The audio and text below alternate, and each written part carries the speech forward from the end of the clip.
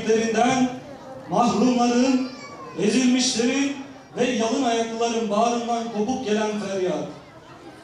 Ey Bedir Ovası'nı, Uhud Dağı'nı, Kerbela Çölü'nü, Beheşt-i Zehra'yı ve Susaları, mustazaf halklar için, özgürlük aşıkları için birer mesaj yurdu, birer şehadet otağı yapan kahraman. Sen bir destansın, yenilgileri zafere çeviren bir destan. أعوذ بالله من الشيطان الرجيم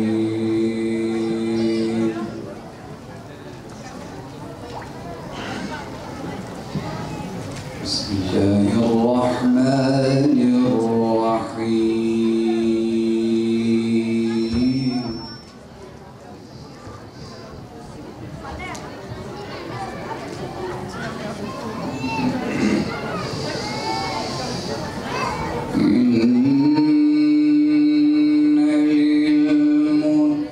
للمتقين مفازا حدائق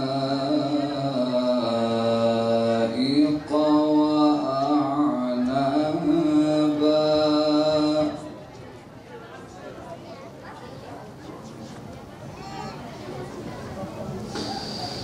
وكواعب أترابا وكأسا دهاقا.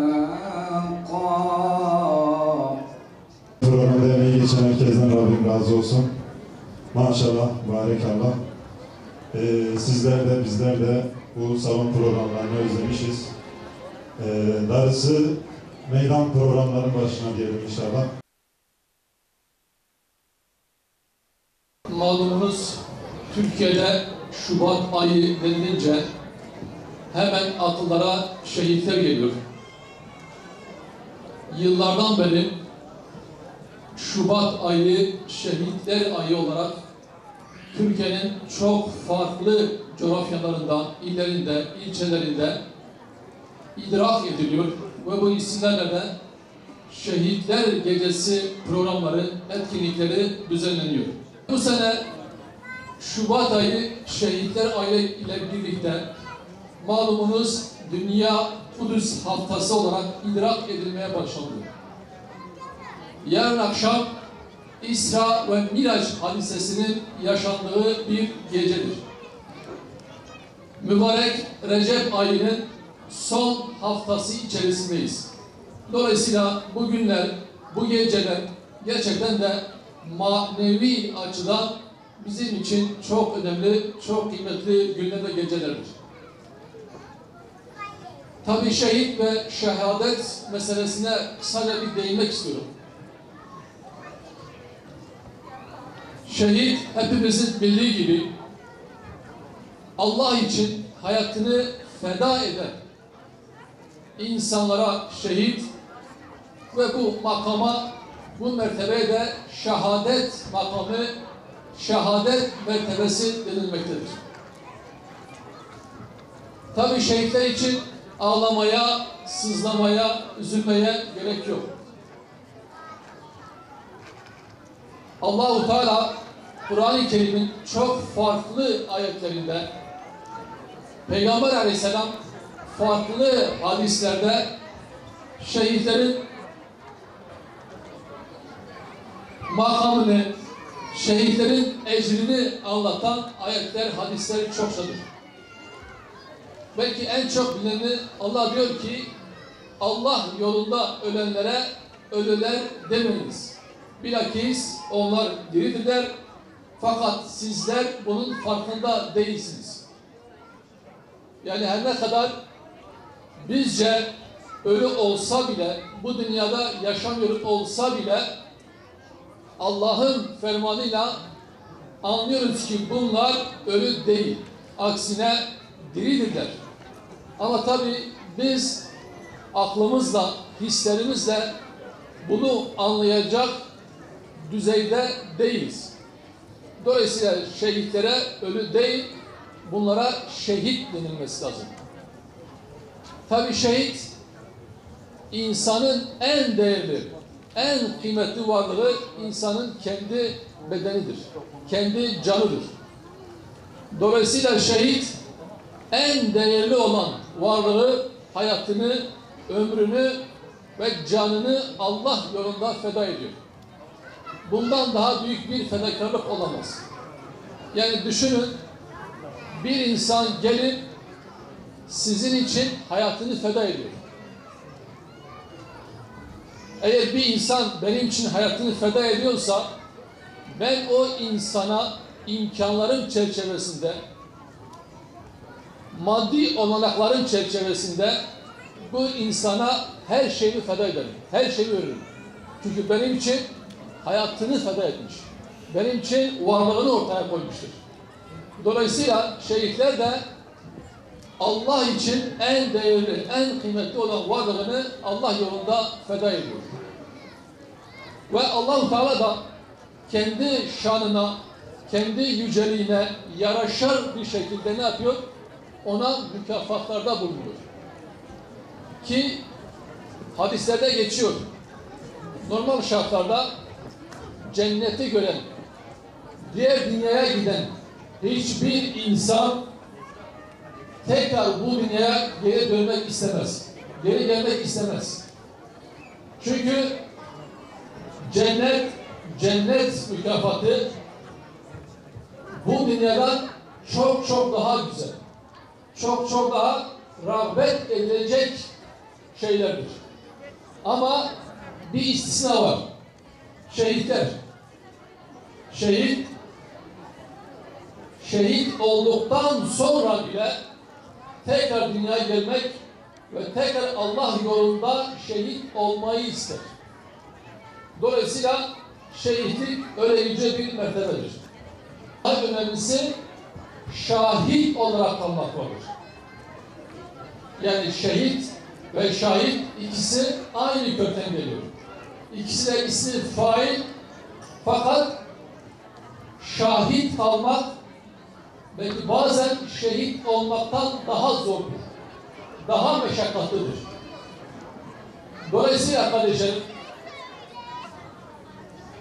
şehit olmasak bile, olamazsak bile bu dünyada hayatımızla, mücadelemizle, yaşantımızla, ahlakımızla şahit olabilmek lazım. O şehitlerin davasını sürdürebilmemiz lazım. Evet, şehit olamasak bile ne yapacağız? O şehitlerin yolunu sürdürerek, devam ettirerek şahitler olacağız. Tabii şahit olarak kalmak gerçekten zordur. Yani şehit hayatını feda eder ama şahit ise ondan sonrası da hayatta kalır. Dünya Kudüs haftası kutlanmaya başlandı. Kutlanıyor, idrak ediliyor.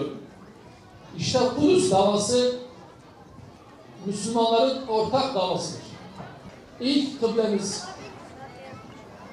ve Miraç hadisesinin yaşandığı yer.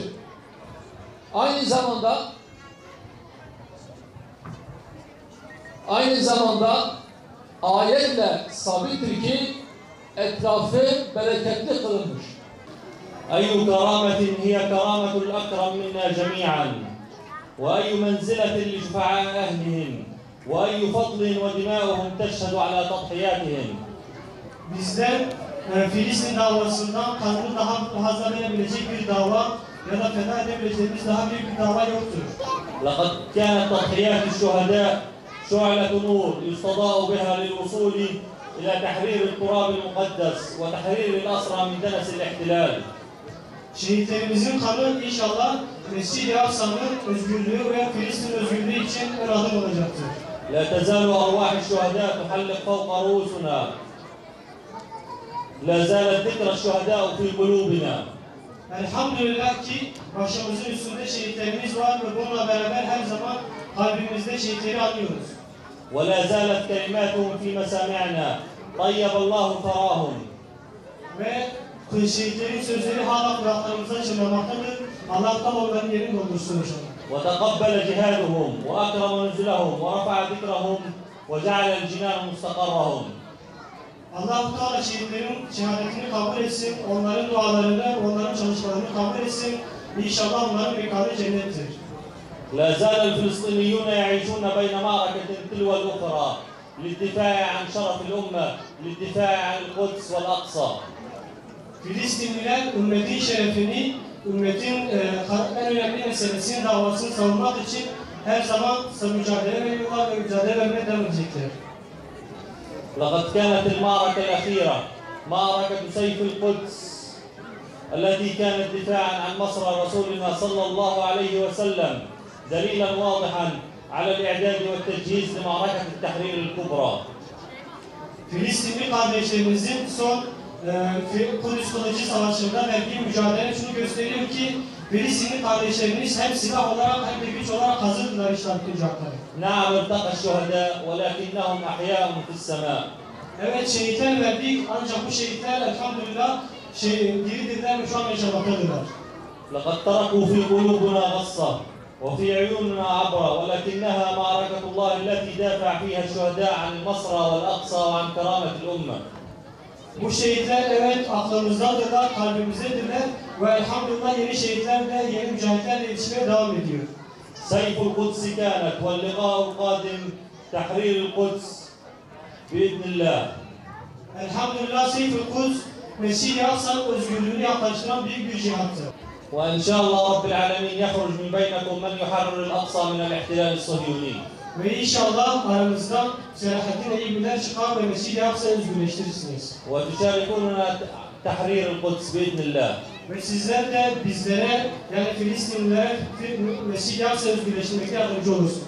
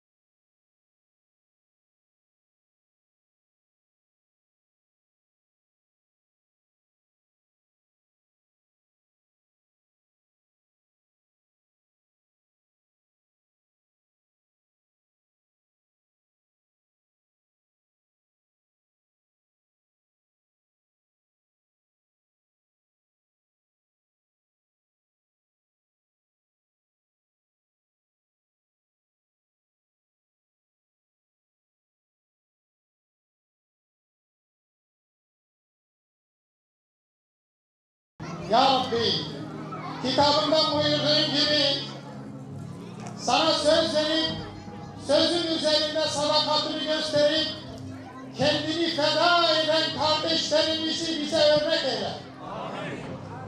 Ya Rabbi, hayatta kalıp da sadakati üzerine, sözünü değiştirmeden bana beddelü tebdila dediğin şekilde söz ve ahdi üzerine ölünceye kadar senin davanı omuzlayan